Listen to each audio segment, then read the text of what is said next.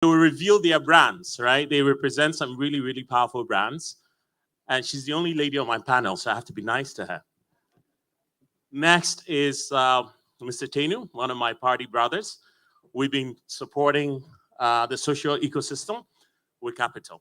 We hang out together, basically, is what I'm saying. Tenu, how are you?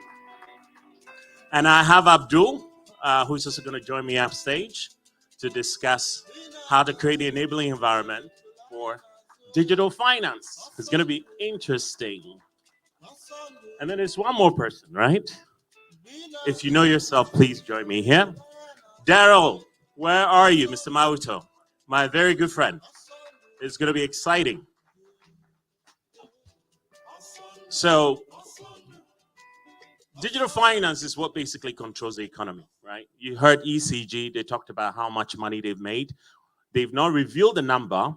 However, we know they're making a lot of cash. So ECG will be coming to you very soon. And there are a lot of fintechs who are also interested in partnering with ECG to create an open network. The likes of Tenu's company, and I'm sure Adoma's company as well. So we'll be talking about who they are in a few minutes. Each of you get to introduce yourself.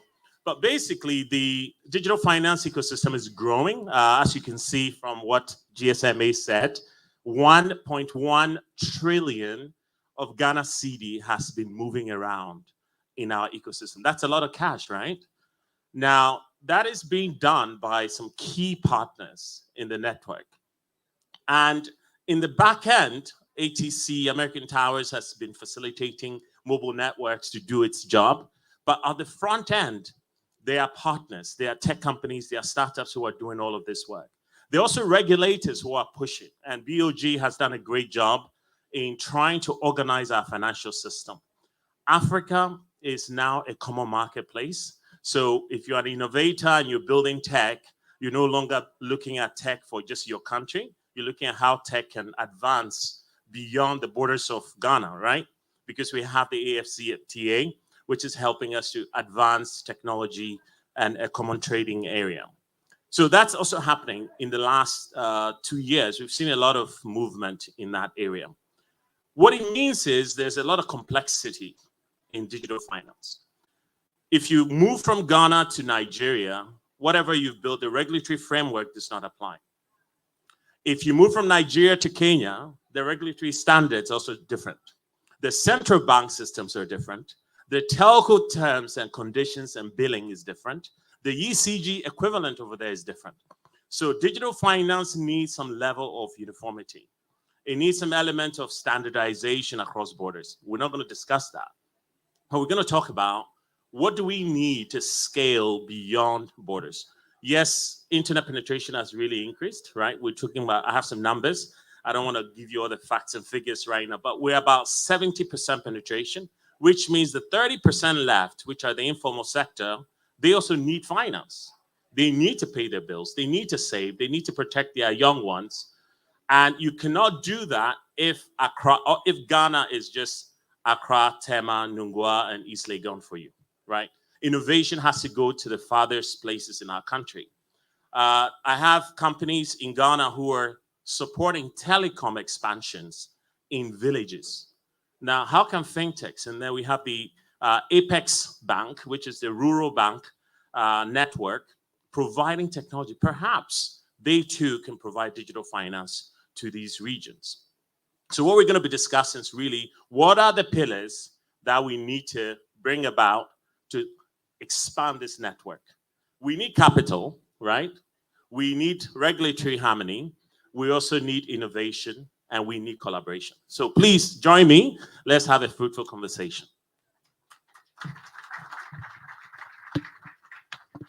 All right. So ladies first, my name is Sam Amanor. I run a business here called BlueSPACE Financial Cloud. And what we do is we power the backbone infrastructure that the banks and the fintechs actually rely on to drive their business. We're working with insurance companies all around the world and in Ghana. We're also working with banks like EcoBank, like Old Mutual as an insurance company across the continent. And what would fintechs and what have you. So that's our business. And I'm joined by Adoma of MTN. Please give her a round of applause. So Adoma, tell us what you do, and then Tenu will also introduce himself, and then the other gentleman will introduce themselves. Thank you, Sam. I just want to say thank you to Akosia for bringing the fintech community together. I've been involved in tech in Ghana since 2019, and I always come because I always learn so much. So thank you so much. My name is Owusu, as Sam introduced me. I am the General Manager of Fintech Business and Development for MTN Group. MTN Group, as most of you will know, is the largest mobile network operator on the continent. It provides voice, data, enterprise API services to 289 million mobile subscribers, 137 million active data subscribers, and about 60 million mobile money wallets across the continent. MTN's vision through the fintech is really to be able to provide a platform that gives access to financial services to allow for financial inclusion. A lot of people, as we know, on the continent, the mobile phone has become their bank. And so MTN realizes, especially through our broad network, the one is able to provide insurance, able to provide payments in e-commerce, insurance, lending products and solutions, and also be able to receive remittances on this mobile phone. And so that is what we're looking to enable through MTN FinTech. And really our strategy is to make sure that we created modern connected African. And that is what we're striving to achieve. Thank you. Excellent. Mr. Tenu. Hi, my name is Tenu Awoonor. I am the founder and CEO of Blue Penguin. Blue Penguin is a fintech company. So we provide the payment infrastructure for banks to enable their merchants. So if you've ever paid for anything on a POS in Ghana, more than likely it's from my company. So that is our enterprise business. We also have a direct to merchant business where merchants come to us directly for our services as well. And really our objective really is to enable merchants to collect money in the most efficient way, and also give them access to credit. So one of the things you hear from merchants or any business in Ghana, the number one issue they have is access to credit. How can I get money to grow my business? How can I collect my money more efficiently as well? And so that's what we're enabling. Thank you. Mr. Abdul. Yeah, thank you.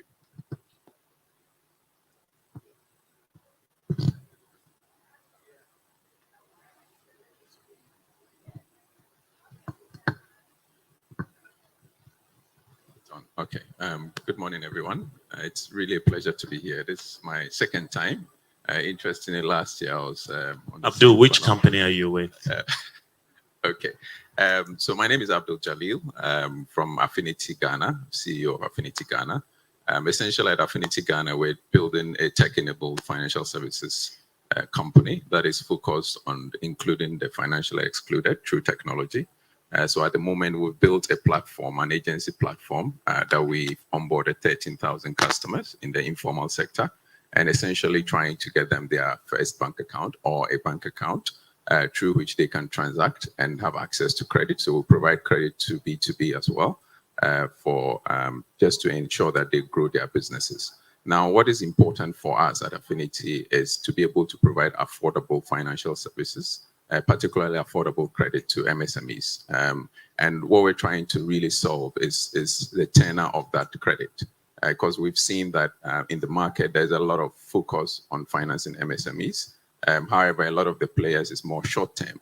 So we focus on building our capabilities to be able to provide long-term financial assistance to MSMEs at very affordable rates so that they can grow and scale their business while we scale our operations as well. So as I said, at the moment, we have 13,000 customers on our base, and we're looking to scale that beyond Ghana.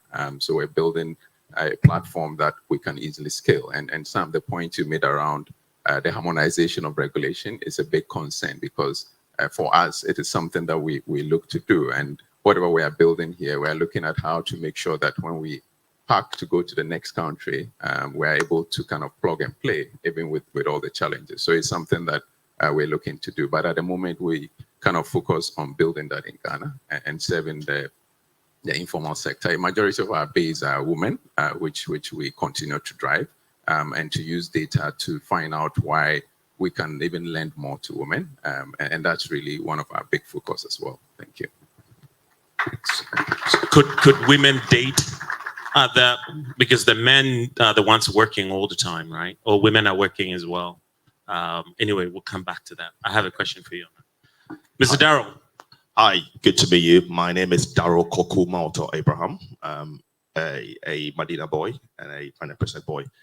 I have been part of Tech in Ghana for a while, and lovely to meet you all. If you haven't met me, come say hello. I happen to, for the last 3 years, run a company called Taptap, which is focused on moving capital from the West into Ghana and Africa. So I lead the Ghana and the Africa operation, which means I look after a number of countries in Africa. So from Kenya to Nigeria to Dar es Salaam to Senegal so I do a fair bit of travel around Africa, but I live in London and Accra. So my passion in life is to move all the capital from the West into Africa. And I continue to say this, and if you don't believe me, that's what I've been doing for the last 3 years, and I'm going to continue doing it. So if there's any way that you can help us move all the capital from the West into Africa, let's do it. So join us on that mission. And to do that, we can use financial services, right? We can use digital financial services. We can use regulation. We can use tech. We can use all sorts of things. But I'm very much passionate about moving all the capital into Africa and finding ways where we can move that capital, not just in Accra, but in Asinfosu, in Sunyani, in Sekondi, in Ahanta, in Bono, in wherever it is. So that's me, and that's what I do. Wow. Let's give my panel a round of applause. It's going to be exciting. So we have the giant MTN, we have Blue Penguin, we have Affinity, who is only into women, which is interesting. And then we have the guy who wants a heist, move money back from the West to Ghana. Wow. So Adoma, this is going to be your question. I mean, Ghana is so varied. Anytime I drive out of Accra and I'm going to Ada or Cape Coast or outside of Accra, it feels like I'm still in a village. Like the networks don't work. I want to do mobile money and I'm struggling. The apps that I'll use will not connect, right? How is MTN solving inclusion for the third or fourth sector, the people outside of the main hub? How is MTN trying to solve that inclusiveness, if you will? Because the country is growing, the population is growing, women are getting money, they're making more babies. You know, how are we solving inclusion? Sam, it's a very good question. And what I said in my opening remarks is the fact that MTN FinTech, the platform business, is really focused around getting more people financially included. I mean, it really is a challenge. And that's what we seek to do across the continent. Now, when we look at Ghana specifically, I think MTN has the advantage of being well known, which helps. And so what we are trying to do is that there's a lot of activations that are happening in the field. We also know that in the rural communities, there's a lot of dependency on the community leaders to be able to drive conversations. You know, we know that in the various communities, people listen to their elders. So we use a lot of rural communities to spread the word around MTN mobile money and also for education. Also, MTN has spent a lot of money, billions, in terms of just expanding and building rural communities. So from an education perspective, making sure that there are classrooms, also just helping with basic day-to-day needs of communities. And I say this, you know, because it is so important. I mean, like, you know, it's no good you being able to have access to mobile services, but you don't have boreholes, right? So it's all part of the community. So I think it's just really a lot of community involvement, activations using field agents. Another thing as well is that the MTN mobile money apps through My MTN are 0 rated. And so we're trying to provide financial services or services to mobile at a cheaper rate for those in the impoverished communities. But the thing is, we can't do it ourselves. We need folks to come and help us. So there's a lot of collaboration that's required in order to be able to achieve this. And it's a long-term game for MTN. It's something that we're striving to work towards achieving. I mean, on that same subject, thank you for the feedback. MTN is making quite a lot of money, right? I saw the numbers and it was so exciting. I was like, wow, if MTN took at least 1% of their revenue to support the startup ecosystem, to sponsor this agency banking, inclusiveness, blah, blah, blah, that could help a lot, right? So what is on the back of inclusion? How is MTN supporting the startup ecosystem? Because you said you can't do it alone, right? How are you supporting the startups to handle the last mile, right? How is MTN doing that? Okay, let me answer that in two ways. So as I indicated, my role is fintech business development and expansion. MTN is on a trajectory where we have this ambition, where there are 5 verticals, I mentioned them around payments, lending, receiving remittances, insurance, etc. So these, and the wallets, of course. So these 5, each of them has to be a unicorn by 2025. Some will happen organically, Wait, some did you may say not. a unicorn? Yes, that is the ambition. Yes, some of these may happen organically, some may not, and there is a need to partner with various fintechs to be able to do that. So it's in our best interest to be able to support the fintech environment to be able to achieve this. One of the ways that we have done so is that we have these APIs that we offer free to the market, and we also have these hackathons and challenges where we look to provide our API services, and through that are asking fintechs to be able to solve for solutions that will address financial inclusion. I was speaking to a gentleman last evening, I don't think he's around, but it's really around how do we get funds, create a fund that we can use to support fintechs. That was my main question. Yeah. So it is a work in progress. I mean, I recently joined MTN in this role, a group, and that is what we're looking to ultimately achieve. So basically, there's money, but the purse is not ready to connect the money to the startups. All right. So without further ado, I'll move on to Tenu. Tenu's been doing a lot of work in the inclusiveness. If you're a supermarket in the village, today it will be hard for you to afford a POS to transact because the connectivity to the mobile infrastructure is, you need to tokenize it. You need to put some level of tools on top of it. How are you solving inclusion in those markets, Tenu, for your business? How is that happening? Thanks for the question, Sam. I think, when we started Blue Penguin, our target was SMEs, right? So that's the segment I believe you're talking about. SMEs are the breadbasket of the economies in Africa. I'll say 80% of businesses in Ghana and probably the rest of Africa are SMEs. So our solutions are targeted towards them. Now you mentioned cost of POSs. Yes, they are a bit pricey, but we have, we have several options available.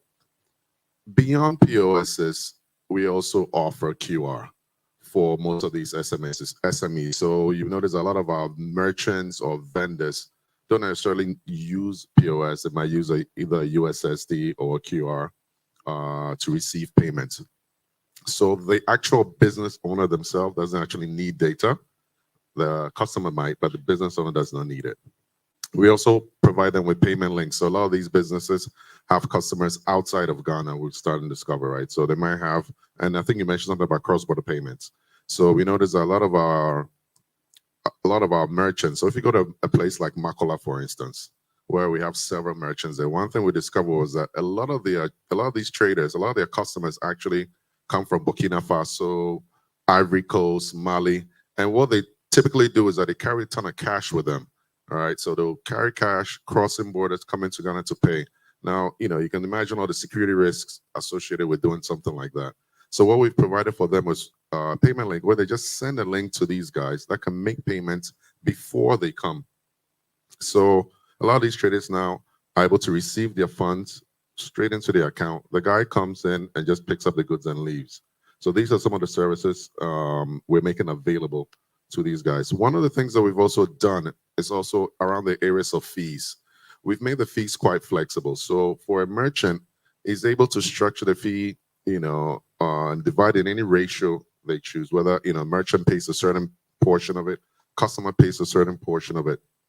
And so that's also one thing that we've introduced that is also helping the merchants or helping make the service affordable to these merchants. Interesting. So you give discount on the fees, basically. In a way, yes. Okay. All right. Excellent. So that's sort of enabling digital financial services based on what you've just talked about. Well, it's helping. It's enabling it, but it's also enabling adoption, right? So I think adoption is a key issue with a lot of these traders, and but a lot of them don't have smartphones. I mean, if you look at the QR code technology, it's very frustrating. I used one this weekend at the French school. There was a market going on there, and I saw the Fidelity one. I saw the GT one. You have to scan. Then there's a code you have to enter for your terminal. And by the time I was getting annoyed, right? How's a guy in the village or in a third secular, as I call it, how are they going to be able to get the knowledge of how QR code works? What's the literacy levels there? And how are we helping to strengthen that? That's a great question. So I think a lot of the players in the ecosystem have done probably not so great job of educating the market around QR. And one of the things Gibbs also has a QR, right? Yeah, Gibbs also has a QR. We also have a QR. But separate from the Gibbs one? Yes. So what we've done is we've simplified the process. And what you notice is that what you just said, once you enable the QR, there are too many steps involved, right? So we've simplified it, but we've also added USSD to it. So if a merchant or a customer has a, what do you call a YAM phone, for a feature phone, they don't necessarily need data. They can just dial the USSD string and make the payment. Most customers, I'll say everybody in Ghana is familiar with USSD because that's how mobile money works. So that's something they're already familiar with. So we provide that option as well. Awesome, awesome. Now, speaking of the guy with the pool of women, Affinity, Abdul, the regulatory nature of financial inclusion is very, very good right now. I mean, agency banking, I see, how many of you have seen the agency banking logos, Car Bank agent, Fidelity agent? It's all over the place, right? Are you trying to compete to deepen this inclusion? What is the gap? What real gaps are you trying to solve? And what are the capital gaps? Because you mentioned lending as well, which is a big issue, right? Today, if I want to borrow money, I have to bring my mom's house, right? What are you doing to actually simplify lending the way you talked about it? And are you working on the emotions of women to take their money? Or you're actually doing real banking? So please walk us through all of that, because we want to see how that is really strengthening digital finance. All right, thanks, Sam. So just on the lending side, so maybe I'll start with use of data, which I think it's one of the biggest gaps that allows lenders to want to take your mom's, say, birth certificate or something, because it's easy to get a hands on it because of a lack of data on how you live your life in terms of determining your credit worthiness.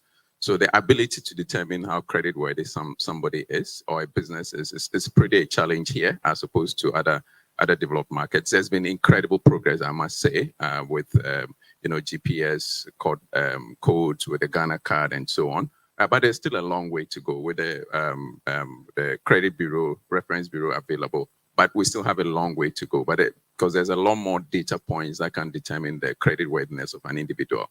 So our approach to lending really is to leverage on the data. That's really what we're trying to do, and to leverage on data to the extent that we try to follow your lives, some data points within your life. I don't want to give details in terms of what is most likely to get you to pay your loan. And to pay your loan, how much of your loan would you pay? So you're not using the traditional credit scoring system?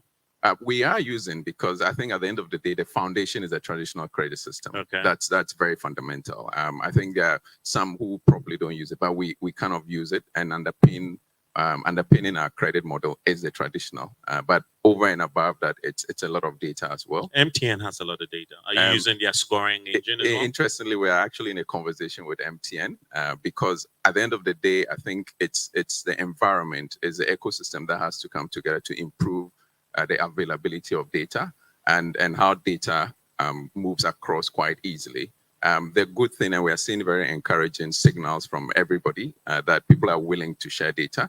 So, as a matter of fact, as I said, we've started conversations with MTN. There is Fido, there is Apex, there's GCB. How are you going to really solve these problems? Because they have more cash than you guys, and we want to strengthen digital finance, right? So, do they have to come to the branch to get a loan from you? Do they? What's the process like? No, they don't have to. And I live in Takwa. Okay. Right. So let me just say that you mentioned all these names, and I don't think we would say we're kind of competing on the same pie. I think there's still, while there are many players like us also solving the problem, there's still a lot that we can do to help. So it's an ecosystem, it's an environment that needs a lot of more players to come in, I must say. There's still room for a lot more people to come in. So based on what you've said, you have a lot of data points. So it means interest fees are much lower. So interest fees, you charge about the 30, 40, 50%. So interest, there's a number of factors that influence interest. We look at interest cost with three main factors that we try to reduce. One is the cost of funding. So you essentially, as a lender, you are taking somebody's money, whether it's a depositor or an investor, and then you are lending it out. The more expensive money you take, the more higher rates you have to give out. So one lever that we try to push down is the cost of that money that is coming in. So we leverage a lot on retail deposits and not on wholesale deposits so that we can bring that down. The second thing is the cost of operations. We use technology internally. We use technology with our customers. They don't have to walk into the branch to try and reduce our cost of operations. So we minimize the cost of operations as much as possible, because the higher your cost of operations, the tendency to pass that on to the customer is high. And the third lever is the cost of risk. And that's where the data comes in. So with rich data, with leveraging on data, both in internally and external data that you can get, whether through mobile money or through just mobile network, it helps also to reduce your expected loss. And that can be baked into the pricing. So with these three cost levers kind of interacting, we're able to offer more competitive rates. So if Tenu comes to get a loan for his business, he's an SME, right? Because he's a digital company, but an SME. How many of the digital startups are you providing loans for currently? Or are they, especially the female-led ones? So at the moment, I think in terms of digital startups, we haven't put any on our books yet. A lot of the focus is more the financially excluded. So we kind of focus more on the informal sector to kind of deepen the penetration of financial services here, because that's really where the gap is. Yes, there is a gap with digital startups, particularly around equity funding and all that. That's really not our focus. Our focus is the informal sector. 10,000 cities you can give to the coffee brook man seller by the roadside to buy the machine that will get them to be more productive and employ one other person. That's really where our focus is in creating that impact. And with the startups in the tech space, what we do is to really partner with them to see how we can help this segment of the market. So that's basically our approach. All right, excellent. Mr. Darryl. Yes. The money mover. Remittance is a very tricky one, right? And I know that the central bank has done a lot. I've seen some licenses being withheld. What is the central bank doing to strengthen that world to inspire more remittance? Well, the central bank would continue doing what it has to do for the safety of all of our customers. So I support them and would give them all the help they need. I think what the few things I would mention, and I'll be very quick with it, is this environment that we play in called digital services requires a few things to make it better, right? So if you're listening to me and you're thinking, how can I play in this world? How can I play in this space? What have we done? There is a broader piece of work, which is regulation, right? Regulation affects us all somehow, some way, somewhat. And I would call on regulators to make it easier for each and every single startup, no matter where you are, to engage with innovation in this space. we have engaged with innovation, my company, my friends, and we have engaged. So there are ways for you to engage if you're a startup, no matter how big or how small you are. And the regulator has opened its doors with a sandbox and a few other things. So you can also engage and you can do things there. And you can develop a remittance product if you want. You can develop e-commerce if you want. That's number one. Number two is let's patronize our friends, right? Let's patronize locally produced digital services. So Use Point, okay, is built by a Ghanaian person. Use Affinity is built by a Ghanaian person. Use the products that your friends build, okay? That is how we've grown Taptap by telling people, look, we are Ghanaians running this thing. Come and join us. So if your friend is doing something in the fintech world to make financial services go forward, patronize them, use them. If you can invest in them, invest in them. That is how this environment has grown and become big and allowed us to thrive. And the investment of companies like MTN and other companies have helped us to thrive. But I would say broadly, engage with the regulation. We have, okay? Use your friends' products. It helps them. And if you can invest, please invest. And there are lots of local things happening that you can invest in. Well, I'm sure a lot of people have questions to ask MTN and Blue Penguin. But before they do, I think it'll be good for you guys to just share one pointer for the government, for the ecosystem we live in. How can we strengthen the digital divide in financial services? I think it'll be good for us to, we've talked about inclusion, but what is the one thing you want to basically recommend? Tech in Ghana is here to also collect insights to see how we can create policy changes and improvements in capital access. So what is that one thing we could do to improve this ecosystem in digital finance? I guess I'll start. It is something that we say all the time, and every time I come to a conference, we say the same word. And I think it's still just as important today as it was in 2019, pre-pandemic, and it's about collaboration. We can't do it ourselves. The ecosystem needs to come together to be able to create the shift change. I unfortunately just missed the ECG head when he spoke, but I know there's collaboration between MTN, ECG, and Hubtel that has recently gone live to enable the easier way for bill payments to be paid. And that's an example of collaboration. MTN works with banks, for example. We don't have a banking license. We can't provide lending. We need to be able to work with a partner that has that to be able to do that. If we are going to make sure that there's more inclusion, collaboration is key. Awesome. Collaboration. That's part of the theme here. So I'll say probably education as well. So we need a lot of engagement with the community and with our users. A lot of engagement, and a lot of people seem to always say, oh, you know, how do you counter the illiteracy rate to get people to use technology? But I don't think it's illiteracy. I think it's really a choice, right? It's a force of habit. People are used to using cash and have been using it for generations. So how do you shift that habit? And that requires a lot of education and engagement to really move that. And that requires everybody in the ecosystem to do it. It cannot just be one entity educating the people. It has to be all of us doing it. That's the only way you get that shift in momentum. And I'll give an example. My team did a market storm about 2 weeks ago in Makola. I don't know if anybody knows Makola. Makola is the biggest trading hub in Ghana. And we're talking to this market queen, right, to try and convince her to adopt digital payments so we can give her, you know, some kind of USSD or QR. And this lady is sitting there with a big box next to her filled with cash that she just keeps putting money in. As soon as it fills up, she tapes it up, puts another box there, and the process continues. And so we're engaging. And I'm like, you know, what if something happens, you know, some sort of disaster happens, let's say fire or flood, you lose everything, right? So switch to digital. The woman looks at me dead in the eye and she says, God forbid, it will never happen. Right? So this is what this is some of the things we're fighting against, and it requires everybody. So you need to continue to engage somebody like that. We've also had users who have just adopted it, and not even in Accra, probably all the way in Tamil in the north somewhere. And this guy, all he accepts is electronic payments. Doesn't want cash, right? All he accepts is electronic payment. And so this is somebody that has also made the choice to actually shift. So again, this requires continuous engagement from all of us on this stage and from everybody else in this room. It's very interesting. Education is really key. One of the areas I'm also looking at is the talent that deliver financial service products.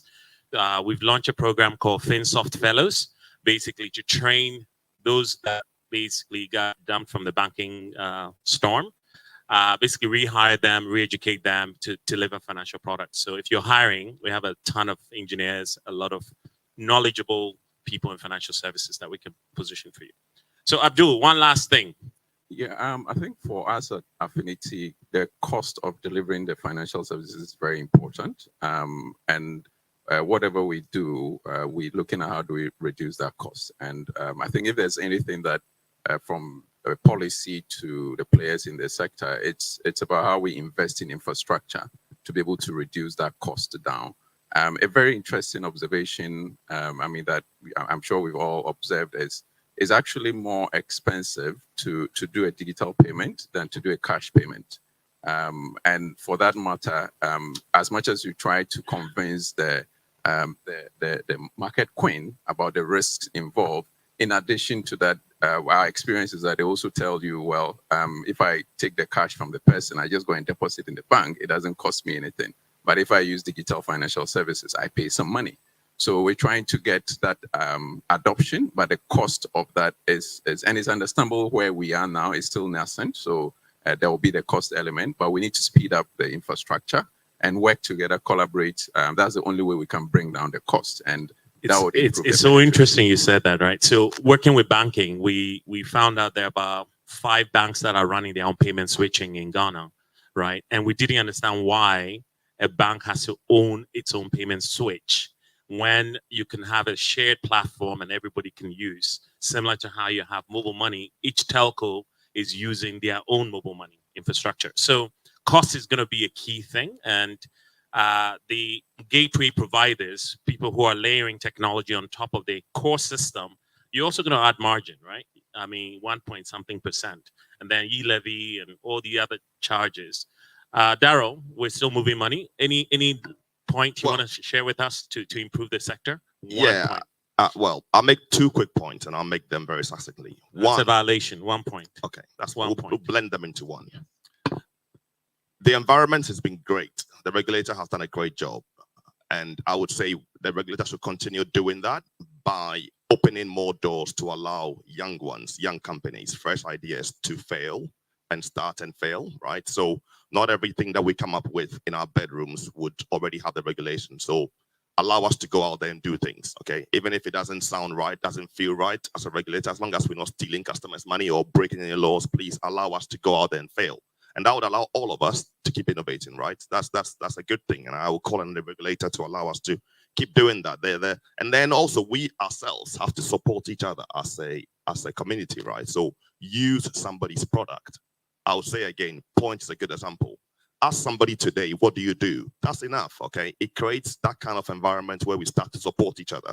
It's all great and well hearing about MTN doing good deals with Hubtel, but actually, most of us here are just regular, everyday people, innovating in our bedrooms, trying to find a break, and we'll keep working on that break one step at a time. So support a brother, support a sister, ask them what they do. If you have 1,000 Ghana, invest in their business.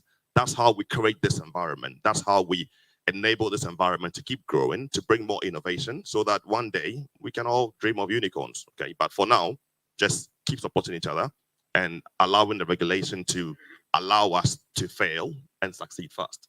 That's it for me. Allow us to fail. Wow, that's really powerful.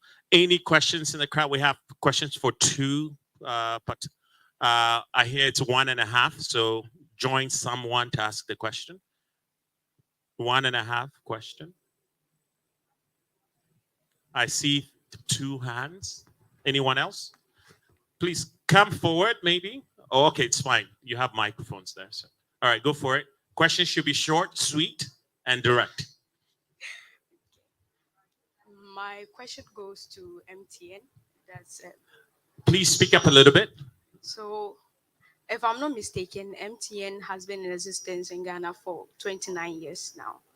And then my question is, what are you guys doing to solve the fraud issue? You know, mobile money, and you are in the office and someone is entering someone's PIN code just to allow cash out, but nobody's allowing cash out. And MTN is not calling the one using the phone to say, this is what is happening.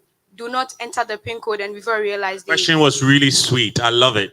Said, what is MTN doing to solve fraud? Fraud.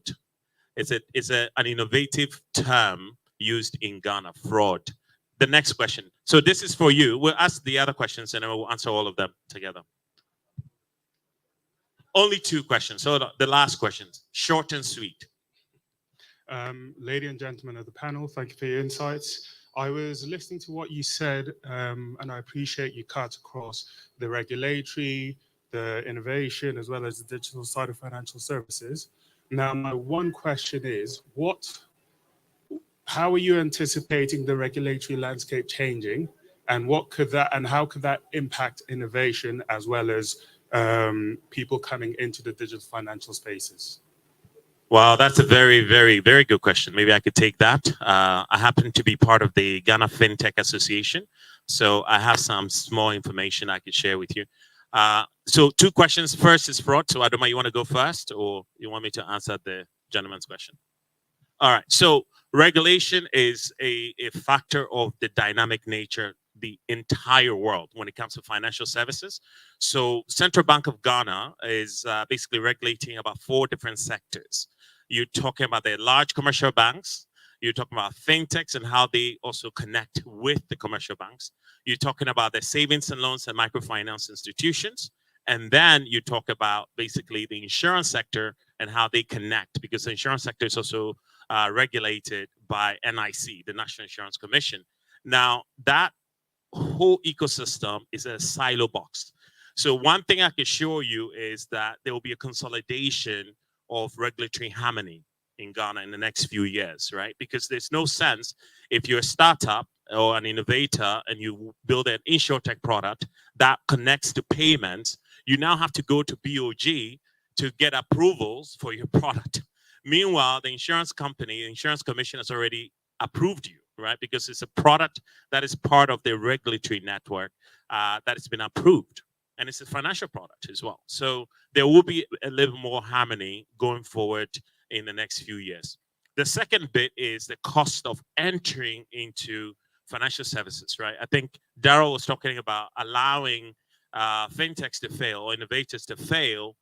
Typically, you can't do that in a production environment if there's no sandbox. So what I can see happening is there will be a regulatory sandbox for the entire financial market. So you can cross-innovate between insurance, pensions, between investment securities, if you will. There'll be a little more interoperability in the regulatory framework. Today, it's very siloed and it's hindering a lot of growth. I think Ghanaian startups are not getting a lot of funding. 1, because the market is very small, and 2, there's a lot of same product innovation. So payments, and there's not a lot of creativity. You're now seeing cross-vertical innovations happening with the ECG equivalent, with farming, healthcare, education. So you're going to see more of that, where the other sector is also going to be working with us. I have been blocked. The fraud issue. Adoma wants to talk as well. Just very quickly. Thank you for the question. And from the way you're speaking about it, you're very impassioned, and I assume that there has been a fraud issue that has happened with you, and I apologize about your experience. Fraud is a challenge with MTN, and it's something that we continue working on. I think the key thing around it is around education. So there is various channels that we're utilizing, the cybersecurity forums that we're having, where we look to educate the customers as well as the merchants, so that we can look to prevent it. Also, increasingly, we are using technology, AI, machine learning to be able to address this. But it is something that the management at MTN takes very, very, very. It's something that people are focused on in terms of trying to improve. And the thing is, we also open to suggestions from the citizens like yourselves in terms of how we look to improve that. Well, ladies and gentlemen, thank you so much for listening to us. It's been exciting. We know how to heist now. Thank you. And thank you, taking. Thank you so much, Sam. And to all our panelists, let's give them a round of applause again.